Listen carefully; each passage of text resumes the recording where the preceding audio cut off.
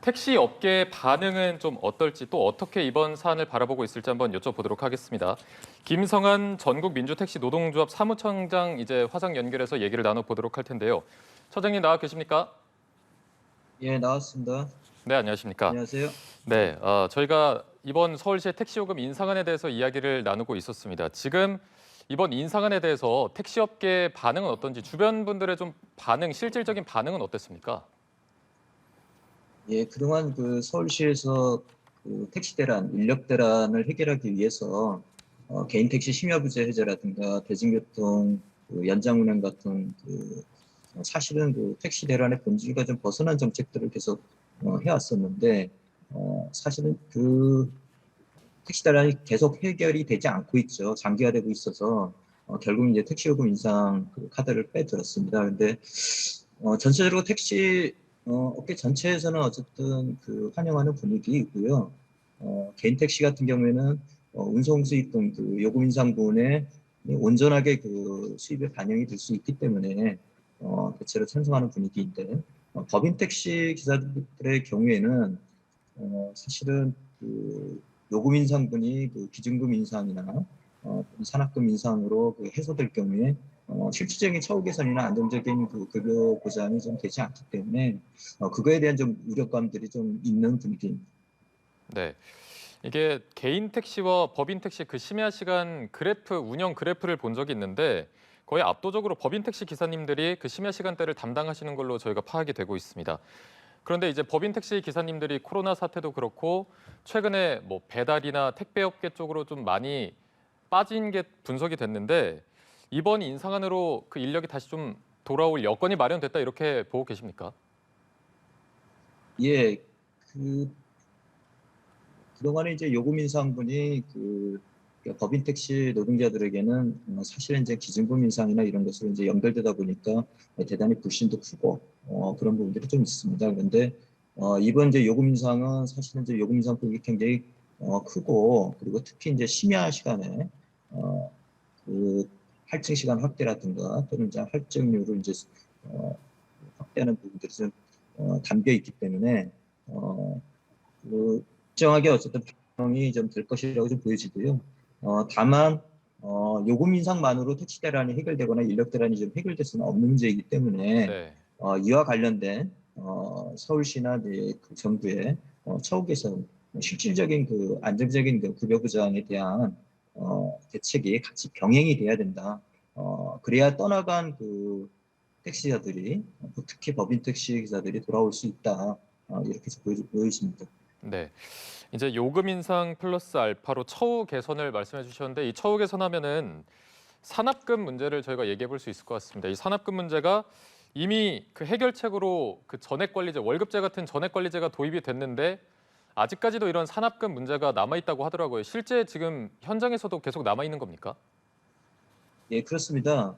그 법으로는 그 일정 금액의 운송수익금 기준액을 정해서 수납하는 행위를 금지하고 있어서 거기에 대한 처벌 규정도 두고 있고 그리고 법원에서도 이것이 강행 규정으로 이제 판결을 하고 있고 서울지방노동위원회에서도 그 노사 간에 담합한 그 기준금 제도에 대해서 법 위반이라고 해서 수정을 요구하고 있는 그런 상황이기 때문에 법을 법대로 좀 집행을 하면 이제도 일정하게 바라고 잡힐 수 있는 여지가 있습니다. 그런데 지난 3년 동안 이제 코로나 상황 속에서 국토부나 또는 이제 정부 지자체에서 그 손을 놓았던 그런 과정들이 좀 있었고요. 그리고 가장 큰 문제는 그 임금을 산정하는 시간과 기준금을 책정하는 시간이 현저하게 차이가 있다는 겁니다. 그러니까 임금을 산정하는 시간은 하루에 6시간 40분에 40분으로 산정해서 지급을 하도록 되어 있지만 실제로 과도한 기준금들을 채우기 위해서는 10시간, 11시간까지 이제 근무를 해야 되기 때문에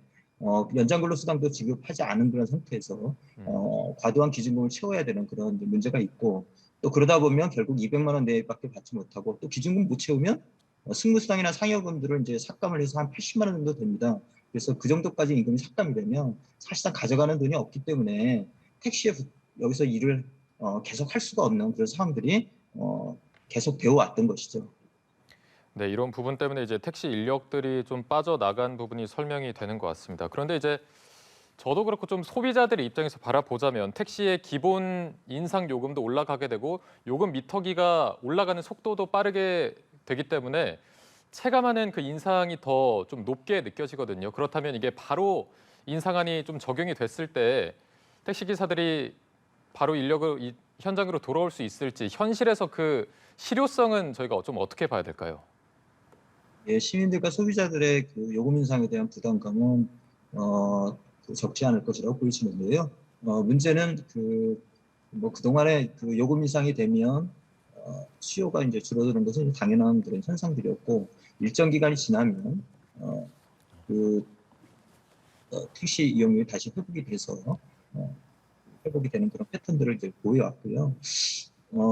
이번 요금 인상 같은 경우는 이제 그동안 택시가 얼마나 많은 시민들이 이용을 하고 있었는지 그리고 그 시민들이 택시로 인해서 얼마나 불편을 많이 겪고 있었는지를 여실하게 좀 보여주면서 택시를 운전하는 그 기사분들의 처우 개선이 가장 중요하고 그리고 택시가 공급이 되지 않으면 택시의 공공성들을 보다 좀 강화하는 그런 대책들이 좀 필요하다. 그러자면 이번에 요금 인상이 소비자들의 부담만을 이제 가중시키는 것이 아니라 택시를 운전하는 기사분들의 처우를 실질적으로 개선을 해서 이것이 서비스 개선으로 연결이 되고 그래서 택시 불편들이 말끔하게 좀 해소되는 그런 그 계기가 돼야 되고 그러면 서울시가 요금 인상만이 아니라 그 요금 인상에 뒷받침되는 요금 인상분이 어떻게 처우 개선에 연결될 수 있을 것인가 거기에 대한 실질적이고 안정적인 좀 대책들을 내놔야 된다 이렇게 좀 보여집니다. 네. 지금 여러 가지 말씀을 해주셨는데요. 마지막으로 이제 하고 싶은 말씀이 있으시면 한마디 부탁드리겠습니다.